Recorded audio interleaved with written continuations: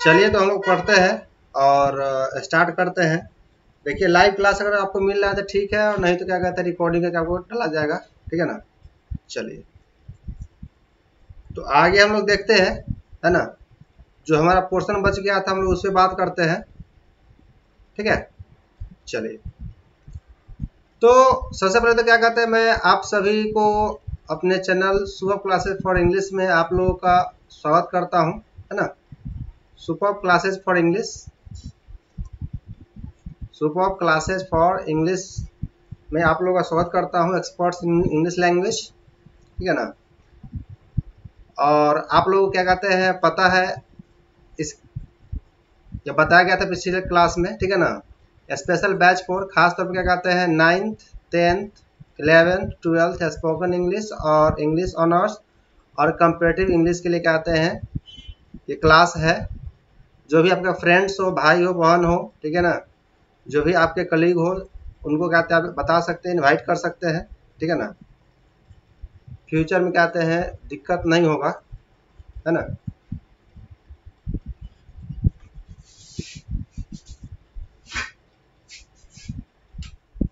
चलिए तो हम लोग आगे बात करते हैं, ठीक है ना। चलिए तो आगे क्या कहते हैं, सबसे पहले कहना मैं चाहूँगा कि आप लोग थोड़ा ये चैनल है ना, उसको सब्सक्राइब कर दीजिए, ठीक है ना। लाइक कर दीजिए और शेयर भी कर दीजिए, ठीक है ना। लाइक, सब्सक्राइब और शेयर कर दीजिए, ठीक है ना। और अगर आप ठीक से काम करते हैं और मैं भी आपके साथ सही से टाइम दे पाता हूँ, ठीक है ना, और जो मैं कहूँगा और आप कीजिएगा तो इस बात का मैं गारंटी देता हूँ, ठीक है ना, कि आप 100% सक्सेसफुल होइएगा। यहाँ पे लिखा हुआ है क्या कि where dream dream comes true, यहाँ सपने सच होते हैं, ठीक है ना। कहने की बात नहीं है, आप कर सकते हैं, यू कैन डू इट, है ना, यू कैन डू इट। चलिए जो मेरा देखिए यहाँ पे जो मेरा क्या कहते हैं कॉन्टैक्ट नंबर है वो है आपका 9199167696। मेरा जो हेड ऑफिस है पेट्रोल पंप 0 माइल बेलसंड है, ठीक है ना, सीतामढ़ी। और जो मेरा ईमेल है वो सुपर क्लासेस फॉर इंग्लिश है। और कोई क्वेरी हो तो आप क्या कहते हैं इस पर आप ईमेल कर सकते हैं या मेरे व्हाट्सएप नंबर पे कांटेक्ट कर सकते हैं, ठीक है। चलिए तो अभी जो हम लोग बात कर रहे हैं, ठीक है ना, वो स्टोरी ऑफ इंग्लिश के ऊपर बात कर रहे हैं, ठीक है ना। स्टोरी ऑफ इंग्लिश यानी कि स्टोरी ऑफ इंग्लिश जो है वो 11th और 12th बिहार बोर्ड के 11th और 12th जो इंग्लिश है उसमें स्टोरी ऑफ इंग्लिश को कहते हैं शामिल किया गया है, ठीक है ना। अभी मैं चैप्टर 1 पे बात कर रहे हैं। चैप्टर 1 में पढ़ा चुका हूँ, ठीक है ना। चैप्टर 2 पे मैं बात कर रहा हूँ, ठीक है ना। और अगर आप लोग सपोर्ट कीजिएगा तो चैप्टर 1 ही मैं बना कर दूंगा, ठीक है ना।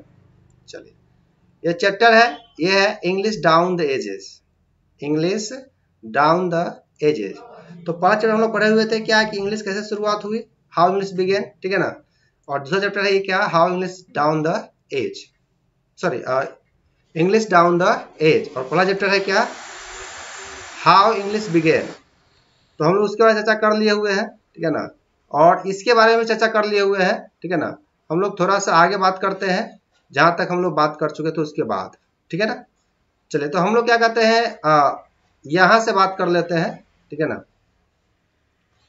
ओल्ड इंग्लिश से ही बात कर लेते हैं, ठीक है ना। चल ओल्ड इंग्लिश तो हो चुका है, देख लीजिए यहाँ पर ये लेटर जो आप देख रहे हैं, ये लेटर जो आपको दिखाई दे रहा है, पिछला जो वीडियो है अगर आप नहीं देखे हुए हैं तो देख लीजिए।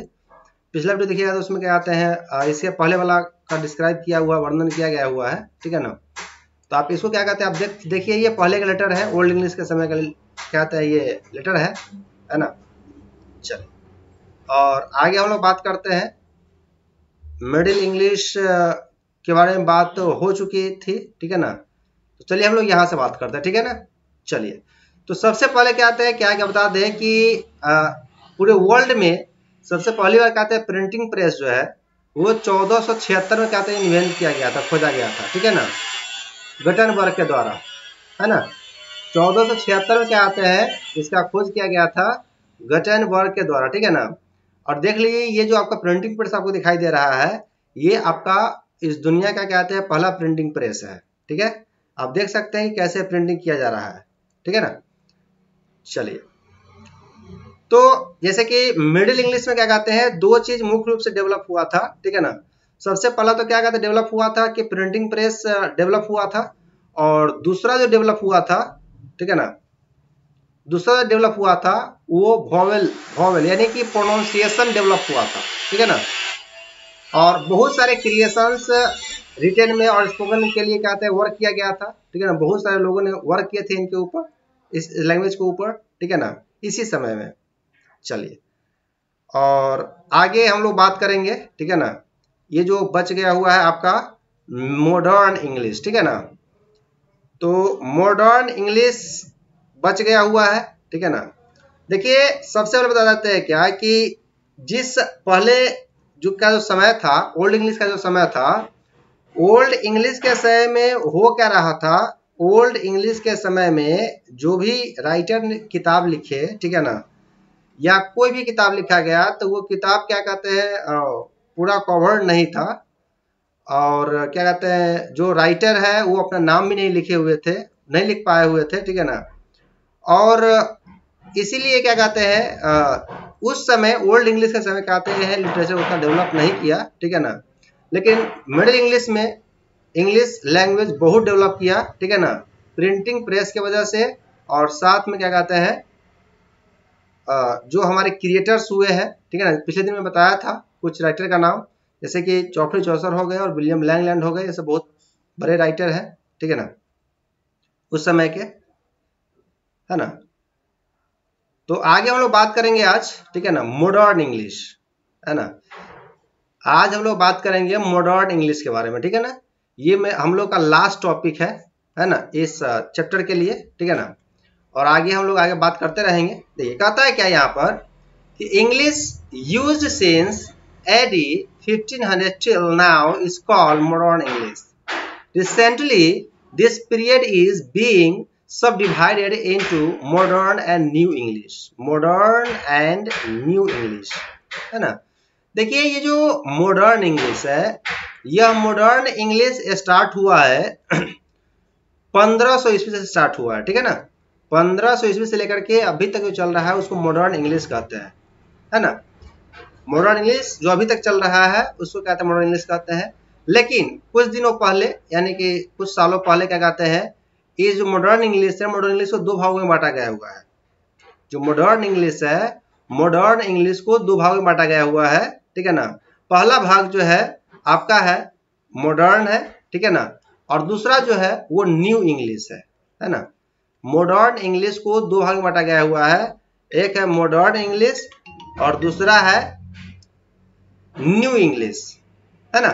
चलिए, कहता है from the beginning of the modern period to the end of the 19th century, English was basically the language of the British Isles with the territorial expansion of the British Empire together with the growth of science, industry, politics and literature, and English language enriched itself by successfully adding to its vocabulary and the flavor of the countries the British had colonized. अब देखिए यहाँ पे ये जो modern English जो है ये दो भाग बांटा गया हुआ है ना। एक मॉडर्न इंग्लिश में है और दूसरा कहते हैं कि न्यू इंग्लिश में है, ठीक है ना। और हम बात करें शुरू से तो क्या कहते हैं मॉडर्न इंग्लिश जो है, मॉडर्न इंग्लिश ये 19वीं सदी में क्या कहते हैं खत्म हो चुका था, ठीक है ना। 19वीं सदी में क्या कहते हैं ये मॉडर्न इंग्लिश खत्म हो चुका था, ठीक है ना। और मुख्य रूप से देखा जाए या मुख्य रूप से देखा जाए तो ब्रिटिश जो एम्पायर है, ब्रिटिश रूलर जो है, ठीक है ना, शासक जो है ब्रिटिश एम्पायर, ठीक है ना, मुख्य रूप से क्या कहते हैं इन्होंने क्या कहते हैं इसको बढ़ावा दिया, ठीक है ना, और मतलब आगे बढ़ाया, ठीक है ना। और कहते हैं जो ग्रोथ हुआ उसमें क्या कहते हैं इसका बहुत बड़ा योगदान था। जो लैंग्वेज ग्रो किया या फिर कहते हैं जो भी चीज ग्रो किया, ठीक है ना, उसमें कहते हैं ब्रिटिश एम्पायर का बहुत बड़ा योगदान था, ठीक है ना। अब देखिए यहाँ पर क्या कहते हैं, ग्रोथ किस चीज का हुआ है, तो ग्रोथ ऑफ साइंस का हुआ है, साइंस का ग्रो हुआ है, इंडस्ट्री का ग्रो हुआ है, पॉलिटिक्स का ग्रो हुआ है, ठीक है ना, और लिटरेचर का ग्रो हुआ है, इंग्लिश लैंग्वेज का ग्रो हुआ है। और ये इंग्लिश लैंग्वेज इतना ग्रो हुआ, मतलब इतना रिच्ड हो गया, ठीक है ना, अपने आप में, ठीक है ना।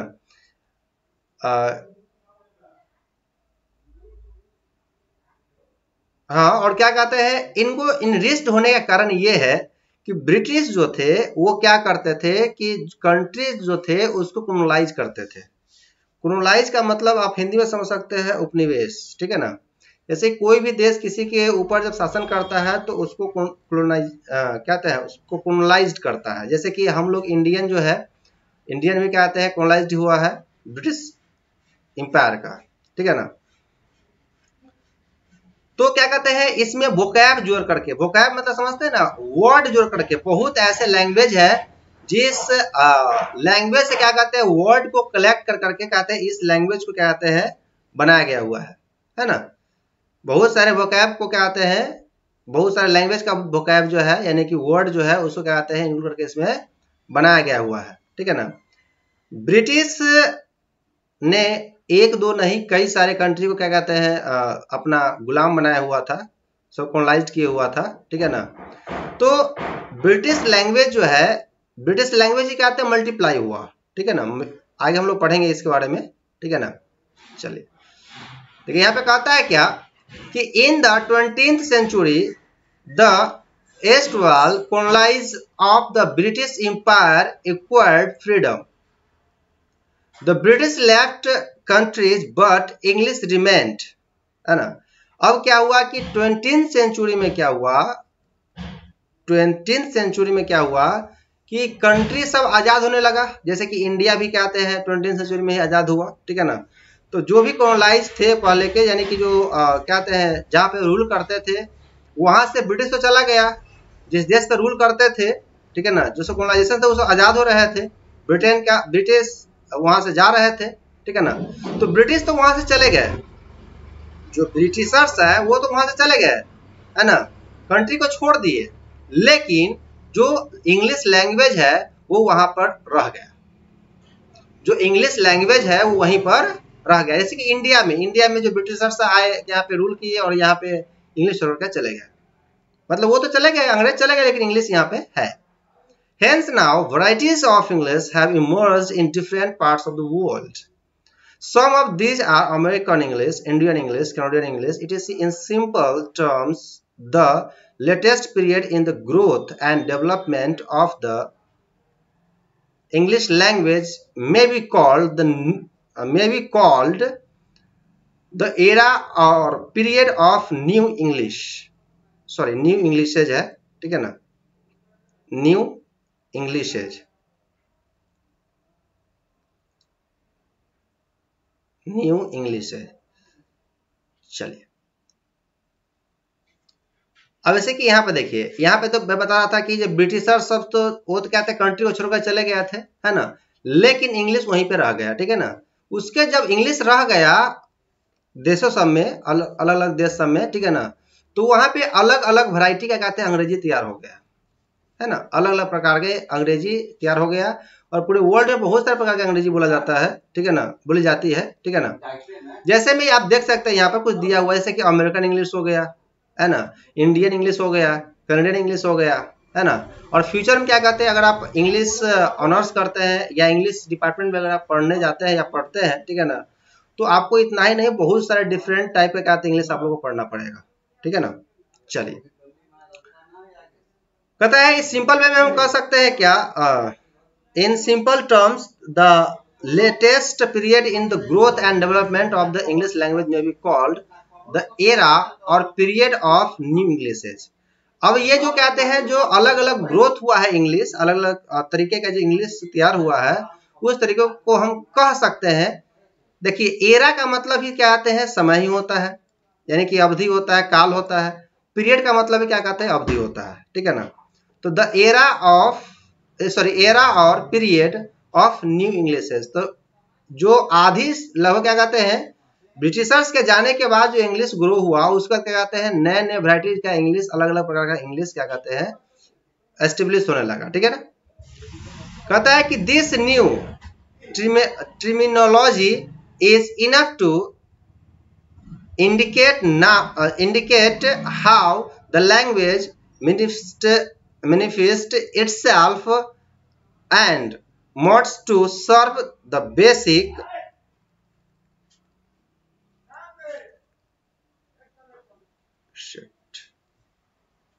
basic purpose of human communication. The story of English language is like a flowing river meandering across contents,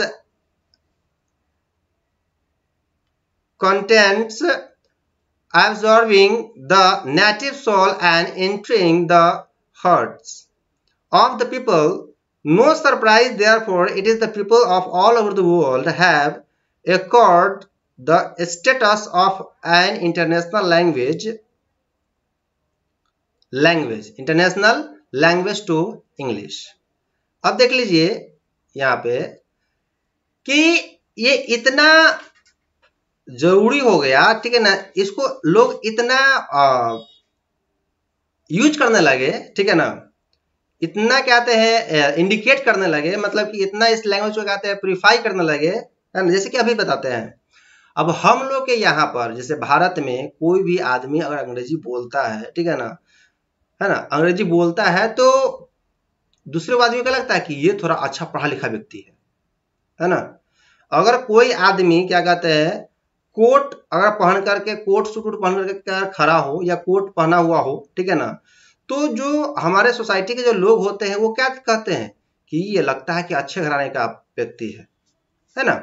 यानी कि हम लोग आजाद तो हो गए हुए हैं, है ना, हम लोग आजाद तो हो गए हैं, लेकिन मेंटली रूप से कहते हैं, मानसिक रूप से आजाद नहीं हुए हैं।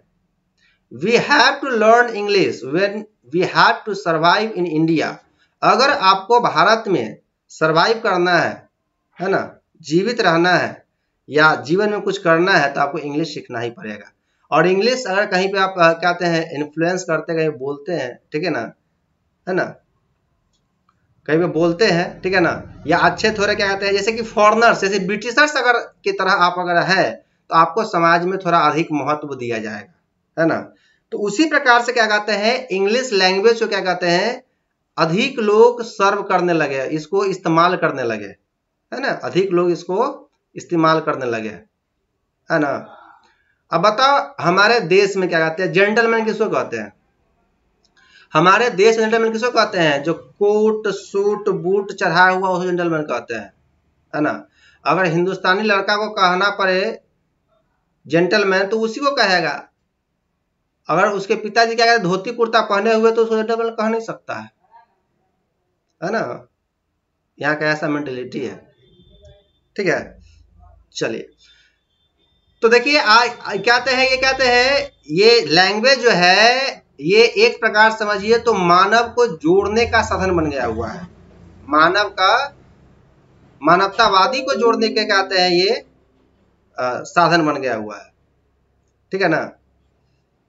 जैसे देखिए यहाँ पे कह रहा है क्या है कि ये एक ऐसा लैंग्वेज हो गया हुआ है, रिवर की तरह लैंग्वेज हो गया है ना, रिवर की तरह लैंग्वेज हो गया हुआ है कि अगर किसी भी कंट्री को पूरे दुनिया के जितने भी कंटेंट्स है या जितने भी कुछ है उसको अगर कहते हैं कनेक्ट करना हो जोड़ना हो तो एक ही लैंग्वेज है, वो है आपको इंग्लिश है। अगर आपको यहाँ से सऊदी अरब के व्यक्ति से बात करना है तो आपको इंग्लिश लैंग्वेज ही इस्तेमाल करना पड़ेगा या फिर क्या कहते हैं अरबियन लैंग्वेज इस्तेमाल करना पड़ेगा, है ना।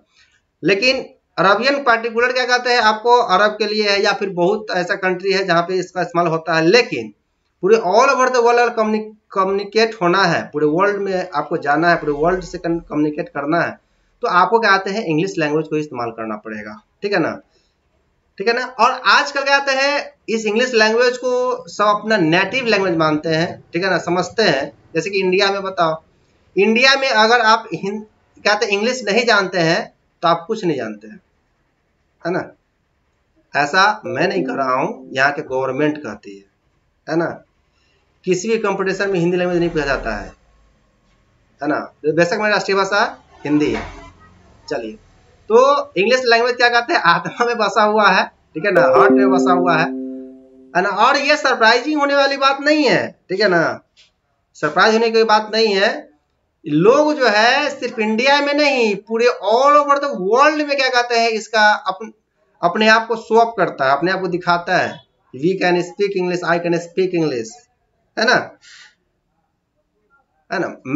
मेरा कहना यह है कि आप इंग्लिश पढ़िए, इंग्लिश जानना जरूरी है ना, लेकिन आप अपने हिंदी लैंग्वेज को भी जानिए, ठीक है ना। यहाँ तो हिंदी जानते नहीं, इंग्लिश कहाँ से जानेगा, है ना। चलिए, तो people all over the world में क्या कहते हैं, इसको क्या कहते हैं, इस्तेमाल करते हैं, ठीक है ना। अपना स्टेटस दिखाना हो या कुछ भी करना हो तो क्या कहते हैं, इंग्लिश लैंग्वेज का इस्तेमाल करते हैं, ठीक है ना। और कहते हैं कि इंग्लिश आज में क्या है, इंटरनेशनल लैंग्वेज है, इंटरनेशनल लैंग्वेज टू इंग्लिश। मतलब कि अगर आपको इंटरनेशनल को भी कम्युनिकेट करना हो, बिजनेस करना हो या किसी देश में जाना हो, तो आपको किसी देश से अगर जुड़ना हो तो आपको इंग्लिश लैंग्वेज का इस्तेमाल करना पड़ेगा, ठीक है ना। ये सबसे फ्लुएंट कहते हैं, मतलब इजी भी में आप किसी से कनेक्ट कर सकते हैं, ठीक है। चलिए, तो आगे हम लोग बात करते हैं, ठीक है ना। कहता है क्या, in the era of globalisation English has been found suitable as the language of international communication. It has also equipped itself to serve as the language of present cyber age. अभी इसी बात बता रहा हूँ कि अभी का जो एरा है, अभी का जो ग्लोबलाइजेशन का जो बात होता है, वैश्वीकरण का जो बात होता है, ठीक है ना, उसमें सिर्फ आपको इंग्लिश लैंग्वेज ही क्या कहते हैं, ऐसा लैंग्वेज है ना, जो कहते हैं एक दूसरे देश को कम्युनिकेट कर सकता है, ठीक है ना। चाहे वो कोई भी देश हो, चाइना हो तब, चाहे इंडिया हो तब, चाहे कोई भी देश हो, है ना, इंग्लिश लैंग्वेज का ही इस्तेमाल करता है, कम्युनिकेट करना होता है तब। लेकिन चाइनीज का सबसे अच्छी बात हमको ये लगती है, ठीक है ना, कि वो चाइनीज है और वो अपने देश से चाइनीज लैंग्वेज का इस्तेमाल करता है। चलिए, हम लोग यहाँ पे इंग्लिश जानना जरूरी है। बेशक क्या आता है, राष्ट्रीय भाषा इंग्लिश है, लेकिन सॉरी, राष्ट्रीय भाषा क्या आता है, हिंदी है, लेकिन आपको इंग्लिश जानना ही पड़ेगा, ठीक है ना। चलिए, अब देखिए, ये जो एक लैंग्वेज जो है, ये समझिए तो क्या कहते हैं, एक हथियार की तरह इस्तेमाल किया जाता है ना, हथियार की तरह इस्तेमाल किया जाता है, ठीक है ना। अभी के ऑल ओवर द वर्ल्ड किसी भी सेक्टर को उठा लीजिए, किसी भी सेक्टर, किसी भी क्षेत्र उठा लीजिए, we have to use English, ठीक है ना। तो ये क्या कहते हैं, इंग्लिश का एरा है, ठीक है ना। आगे कहता है क्या कि यहाँ पे क्या है कि the next videos we will discuss the characteristics of English language we have contributed to its growth and development. अगले वीडियो में हम लोग, आएगी वीडियो में हम लोग डिस्कस करेंगे, ठीक है ना, इसके अलग अलग पार्ट्स के बारे में, और इंग्लिश कैसे कैसे ग्रो हुआ है, जैसे कि मिडिल इंग्लिश है, मॉडर्न इंग्लिश है, ओल्ड इंग्लिश है, इस सब पे पूरा एक टॉपिक आपको लोगों को पढ़ना है, ठीक है ना। और विशेष पढ़ने के लिए कहते हैं आप लोग आगे क्लास जब कराएंगे तो उसमें बताएंगे, ठीक है ना। और अगर आपको कोई दिक्कत हो, कोई प्रॉब्लम हो, ठीक है ना, तो आप हमसे कहते हैं, मेरे व्हाट्सएप नंबर यूट्यूब पर कमेंट करके, कमेंट नहीं कीजिएगा, अगर प्रॉब्लम होगा तो आप मेरे व्हाट्सएप पे कहते हैं कनेक्ट कीजिएगा, व्हाट्सएप भेजिएगा, ठीक है ना। और सब्सक्राइब कर लीजिए, लाइक कर दीजिए और शेयर कर दीजिए, ठीक है ना। और ये सारा चीज मटेरियल क्या कहते हैं, मेरे द्वारा ही बनाया गया हुआ है ना। चलिए, तो आज के लिए आप लोगों को विदा करते, सॉरी, हम विदा होते हैं आप लोगों से, ठीक है ना। फिर मिलेंगे अगले एपिसोड में, है ना। कोई भी दिक्कत हो तो मेरे व्हाट्सएप नंबर और से कनेक्ट कर सकते हैं, है ना, ईमेल पे ईमेल कर सकते हैं, ठीक है ना। और थोड़ा आज दिक्कत हुई है, कोई बात नहीं है ना, नेटवर्क की प्रॉब्लम थोड़ा परेशान किया है ना। तो हम लोग क्या कहते हैं, अगले दिन हम लोग अगले टॉपिक पे बात करेंगे, ठीक है ना। चलिए, तो आप लोग फिर मिलते हैं नेक्स्ट डे। और जो भी क्या कहते हैं आपके फ्रेंड्स है, क्लासमेट है, कलीग है, उसको बता दीजिए, है ना, वो भी अपना क्लास ज्वाइन कर लेंगे। Thank you so much, bye.